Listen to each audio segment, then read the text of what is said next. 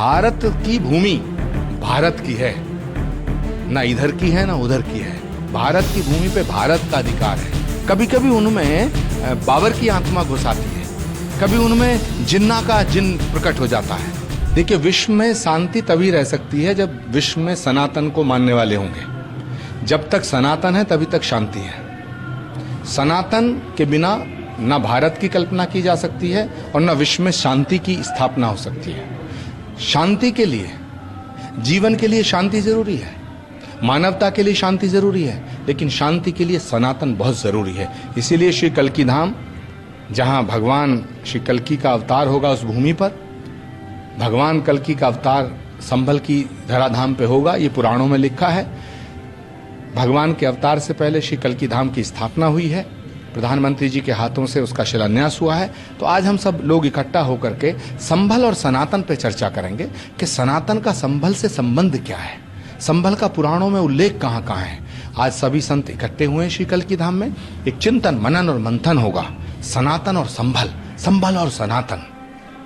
आचार्य जी, वक्फ की बात करें, वक्फ के स्तर पे चौकी बनाई गई है, विरोध हो रहा है और गलत कागज प्रोड्यूस किए गए हैं। डिस्ट्रिक्ट एडमिनिस्ट्रेशन कह रहा है कि अननोन के खिलाफ उन्होंने एफआईआर भी दर्ज कर दी। देखिए, भारत का दुर्भाग्य है कि भारत में कुछ लोग ऐसे हैं जो भारत में पैदा होने वालों को, भारत में जन्म लेने वालों को सुभाष चंद्र बोस, विवेकानंद, ऋषि मुनि, महात्मा, उनका पाठ नहीं पढ़ाते, सरदार भगत सिंह का पाठ नहीं पढ़ाते, अशफाक उल्लाह खां का पाठ नहीं पढ़ाते।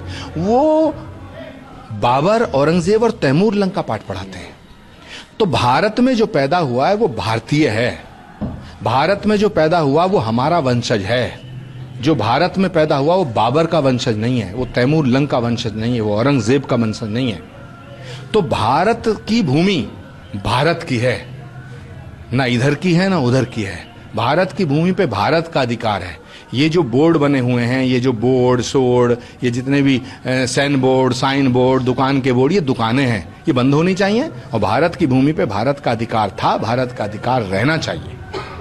और वैसे भी तमाम तरीके के कमेंट कर चुके हैं और लगातार कमेंट करते आ रहे हैं। देखिए, असद उद्दीन ओवैसी साहब बहुत पढ़े लिखे हैं, बहुत विद्वान वकील हैं, मैं उनका सम्मान करता हूं, उनकी इज्जत करता हूं, लेकिन कभी कभी उनमें बाबर की आत्मा घुस आती है, कभी उनमें जिन्ना का जिन प्रकट हो जाता है।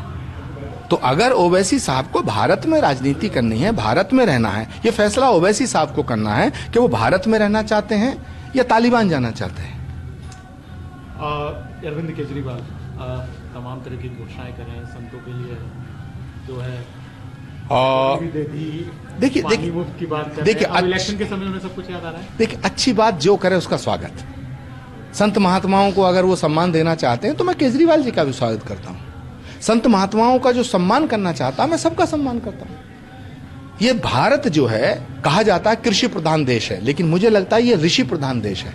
तो जो ऋषि मुनि, महात्मा, सूफी, संत, फकीरों का सम्मान करता है, हम उसका सम्मान करते हैं। अगर केजरीवाल जी संतों का सम्मान कर रहे हैं तो बहुत अच्छी बात है, सबको करना चाहिए। लेकिन दुर्भाग्य की बात यह है कि उत्तर प्रदेश में जो और देश में जो विपक्ष है, अक्सर विपक्षी नेता संतों से चिढ़ते हैं, भगवा से चिढ़ते हैं, सनातन से चिढ़ते हैं, सनातन को मिटाने की बात करते हैं, भारत माता की जय नहीं बोलते, वंदे मातरम नहीं बोलते। जो वंदे मातरम नहीं बोलता, जो भारत माता की जय नहीं बोलता, उसे भारत में रहने का अधिकार नहीं है।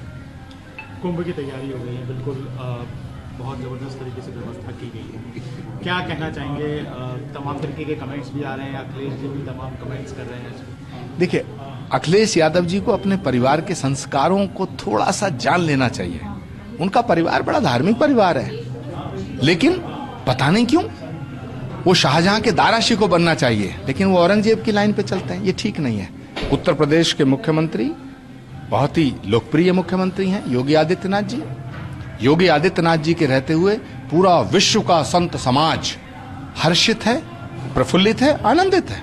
और मेरा पूरा विश्वास है कि ये कुंभ एक ऐतिहासिक कुंभ होगा, महाकुंभ होगा। और इस महाकुंभ से जो अमृत निकलेगा, मंथन के बाद जो अमृत निकलेगा, पूरे विश्व में सनातन की पताका फहराएगी।